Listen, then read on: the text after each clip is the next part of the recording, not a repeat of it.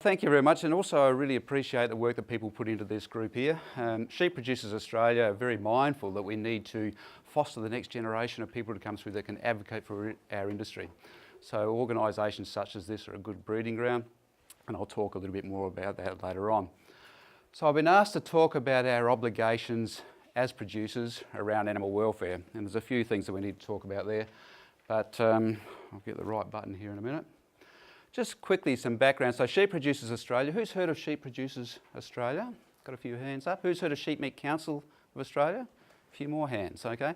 They are the same organisation. So for 40 years, Sheep Meat Council of Australia serviced our industry very well.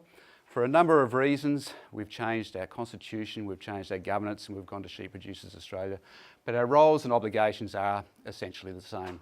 So we represent our sheep and lamb producers across the country on a number of different levels, talking to government, talking to industry, and trying to make sure that our industry remains profitable and sustainable into the future. And as you've heard, there are a number of risks that come to us as sheep producers. There are always a few things, and things are ticking along quite well at the moment.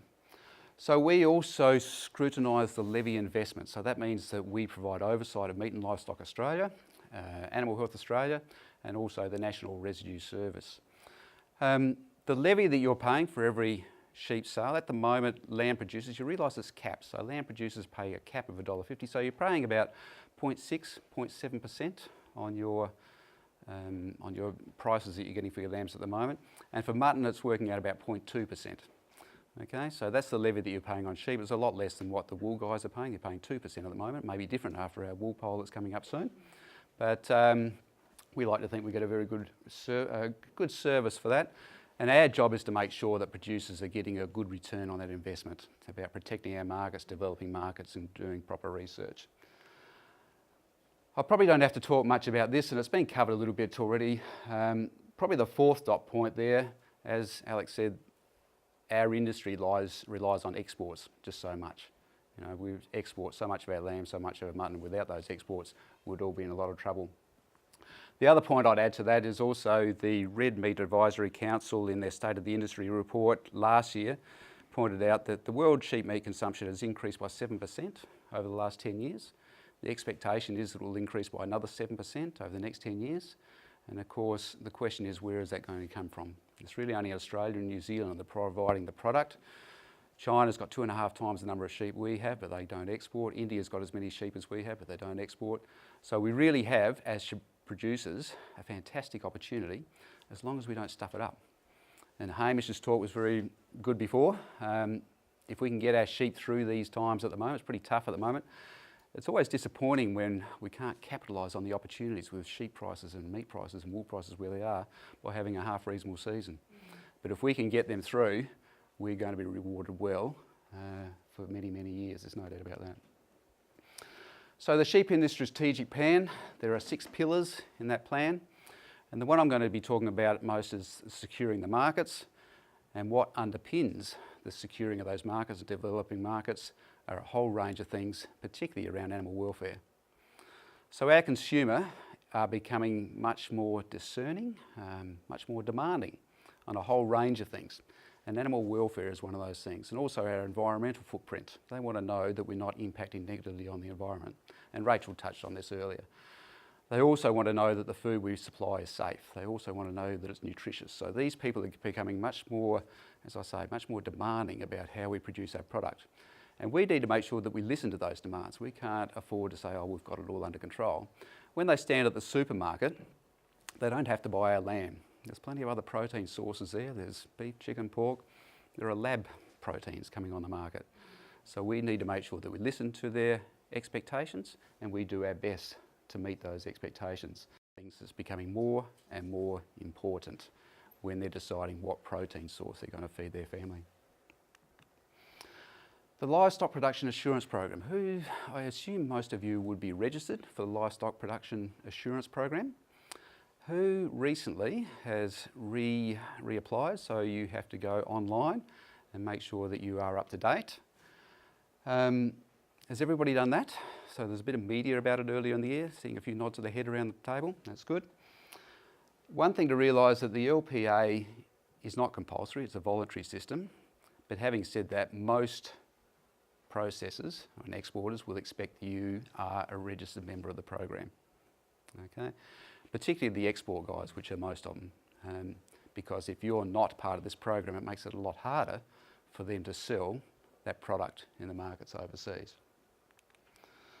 So there are 7 key areas when you register for the Livestock Production Assurance Program, and why it created a lot of media at the beginning of the year. The 2 at the bottom there are the new ones. You need to demonstrate that your property has a good biosecurity system. And that simply means that you have a farm biosecurity plan, so you can actually demonstrate that you are controlling things like diseases, you've got a system for introducing stock, and you're not going to introduce diseases and have problems like that. And the one biosecurity that Andrew's going to talk about shortly is a very good example of a biosecurity program that you can use for your property. But the other one at the bottom there, of course, is animal welfare. So if we want to sell our product on markets overseas, people are asking more and more questions. We've got some real opportunities in Europe at the moment. With Brexit, we've got an opportunity to negotiate a free trade agreement with both Britain and the EU. There is no doubt that animal welfare will be on the table when we're talking about that. The Welsh farmers are going to tell their negotiators that these Australians over here don't buy their product because they don't have the expenses around animal welfare that they do. So we need to make sure that our animal welfare standards are up to a standard that will match what those guys are doing as well. So we need to continually raise that bar.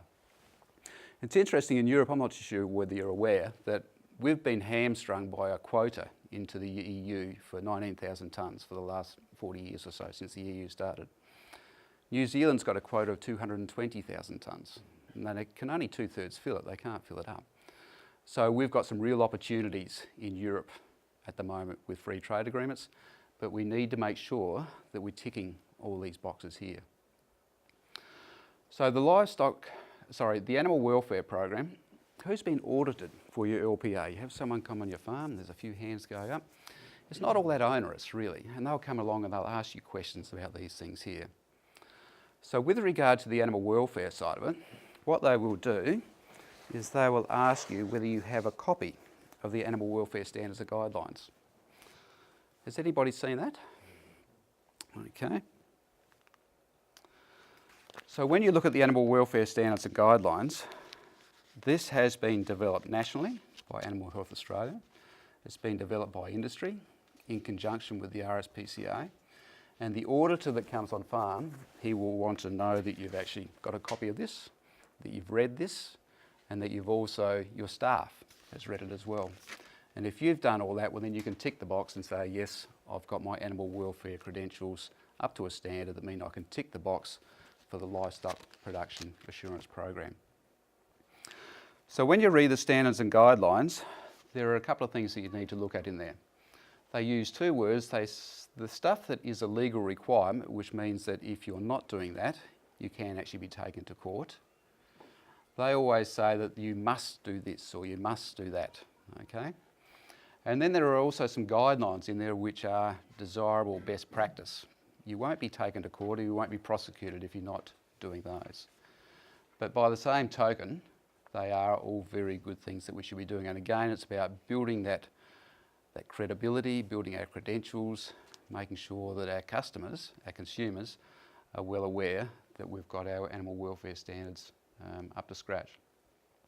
So I would encourage you to go, I've got a website down there where you can actually go print off a copy of this. I can actually hand these 2 around so you can have a bit of a look at it if any of you haven't seen it. There is a chapter in there on mulesing, there's a chapter in there on transport, there's a chapter in there on a whole range of things, but I would encourage you to have a look at that. One thing perhaps I should have explained, that we've got our animal welfare standards and guidelines, which are really, there's one for sheep, there's one for cattle, and there's a whole lot of livestock animal welfare standards and guidelines. The overarching legislation above that is the Animal Welfare Act. The Animal Welfare Act is different from state to state, so every state has their own Animal Welfare Act, whereas this one here is national. The Animal Welfare Act is administered by the RSPCA, and as producers, we probably don't have to worry about it too much. That's really targeting the people who deliberately mistreat, do those nasty things to animals. And if you get caught with one of those, you can cop a $50,000 fine. The animal welfare standards and guidelines have been specifically designed for producers like ourselves to demonstrate the things that we should be doing and also the guidelines that are considered to be best practice. Okay? So I would encourage all of you to have a look at the animal welfare standards and guidelines and make sure that you're up to speed with that, and your staff as well.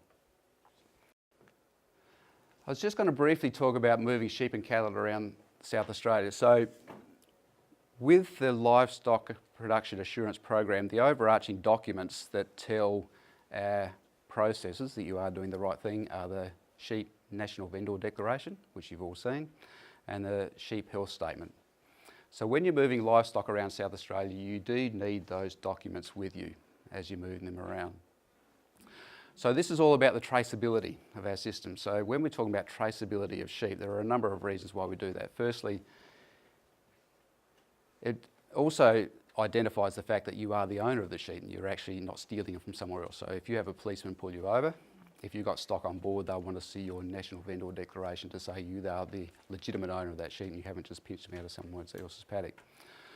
But when we're talking about traceability, there are a number of reasons why we need traceability. One of them is, of course, that if we have an outbreak of an exotic disease like foot and mouth disease, we need to be able to shut the country down within hours and identify where that sheep has come from and where that sheep has been and the contact that it's had with other sheep. Once we know that, then we can open up parts of the country. We need to know within a day or two where all the sheep that has had contact with that infected sheep has come from and where they've gone to as well. So the traceability is very important. We probably do that as a country better than most countries in the world. And so that's the NLIS, the National Livestock Identification System. That's the property identification codes that you all have on your tags. Some farmers don't like doing paperwork too much, but it is essential for this traceability. The other reason for the traceability, of course, is that if we have a residue pop up in some of the meat, we need to be able to identify quickly where it's come from and how it actually got into that meat, so then we can assure our customers that we've got it under control.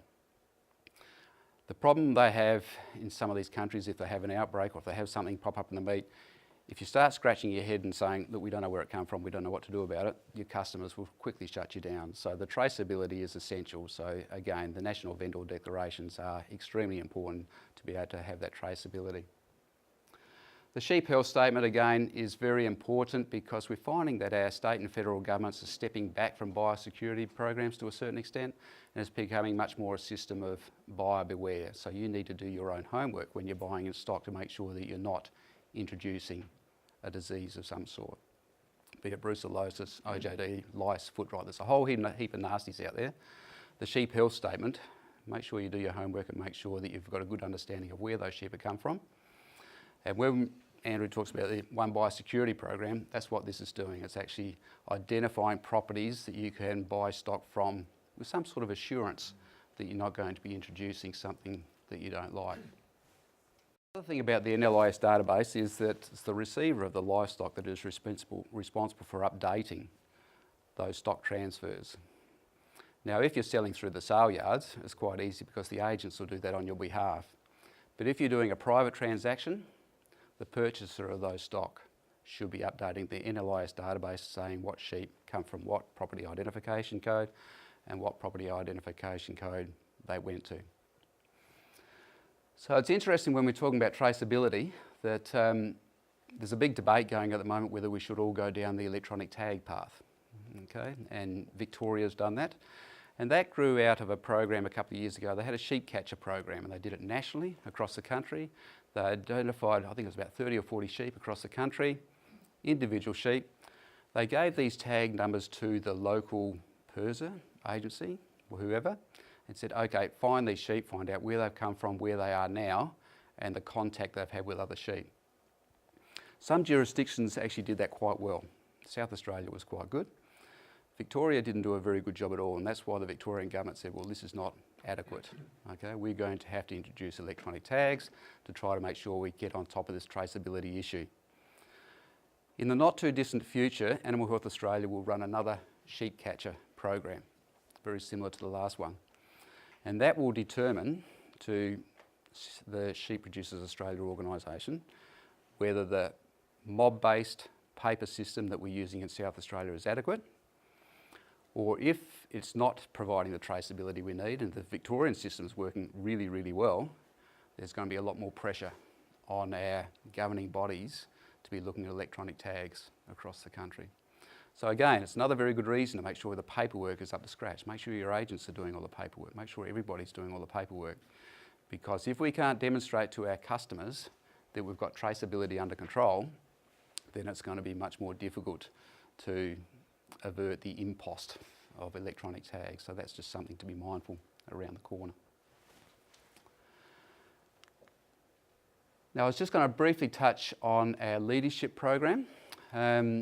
So as I said before, Sheep Producers Australia are well aware that we need to have people who are articulate and can talk to our politicians, talk to our customers overseas. And so we provide a number of programs that people can get involved with, and I'd encourage you to go to that website and have a look if you have an inkling to get involved with these sorts of things. There are a number of levels. Certainly there's a sheep leadership program. There's a governance and action course, which gives you a bit of an overview of governance in organisations. The higher level is the AICD course, the Australian Institute of Company Directors course. That's quite a task. It's a 5-day, full-day program, and then you've got a very big online assessment to do. It's going to cost $10,000 if you did it on your own. What Sheep Producers Australia do is that if you successfully do that course, we'll pay for it for you. But it's an application process you have to go through. But certainly if you have an inkling of getting involved with governance at the higher level, it is a really good course. It talks all about corporate law. It tells you how you can actually read a profit loss statement so you can ask all the right questions around the board, and the important principles of good governance. And that's one of the reasons why Sheep Meat Council became Sheep Producers Australia. It was all around this governance issue. The representative model that worked really well for 40 years. There are much higher expectations on organisations than managing large amounts of money on behalf of large organisations. So that's something else that people can get involved with if they want to.